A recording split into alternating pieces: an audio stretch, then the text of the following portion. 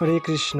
নময়ং বিষ্ণুপাদায় কৃষ্ণপৃষ্ঠায় ভূতলে শ্রীমতে ভক্তিবেদান্ত স্বামিনীতি নামিনে নমস্তে সরস্বতী দেবী গৌরবাণী প্রচারিণী নির্বিশিষ্ট শূন্যবাদী পাশ্চাত্য দেশতারিণী।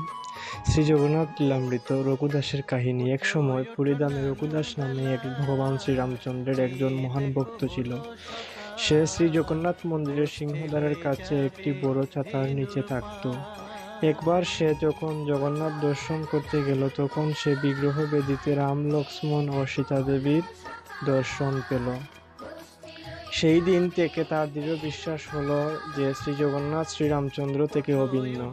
শ্রী জগন্নাথের প্রতি রঘুর সখ্য প্রীতি জন্মালো। একবার রঘু শ্রী জগন্নাথের জন্য একটি সুন্দর মালা গাঁথল।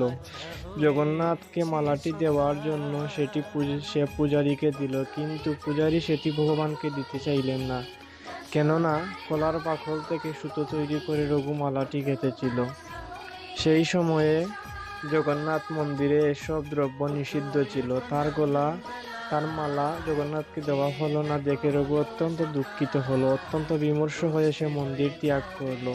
সেই দিন সন্ধ্যায় পূজারী আরতি সমাপন করে ভগবান শয়নে যাওয়ার পূর্বে পূজারীরা তাকে একটি বিশেষ বেশ পরান, যাকে বলা হয় বড় শৃঙ্গার বেশ। একদিন এইভাবে বেশ পরাবার পর পূজারী ভগবানের শ্রীঅঙ্গ ফুল দিয়ে সাজাতে শুরু করলেন, কিন্তু বিস্ময়ের সাথে তিনি লক্ষ্য করলেন যে ফুল নিয়ে যা কিছুই তিনি করছেন, ভগবানের দেহে একটি ফুলও থাকছে না। ভগবান কোনো ফুলই গ্রহণ করছেন না। সমস্ত পূজারীরা এইভাবে অত্যন্ত উদ্বিগ্ন হয়ে পড়লেন যে তারা নিশ্চয়ই কোনো গর্হিত অপরাধ করছেন, কিন্তু সেই কি অপরাধ তা জানার জন্য সকল পূজারীরা কি করলেন, সকল পূজারীরা বললেন যে আমরা মন্দিরেই শয়ন করব। যে ভগবান যতক্ষণ পর্যন্ত ওনার এই সমস্যার কথা আমাদের বলতেছেন না, আমরা মন্দিরে শয়ন করব।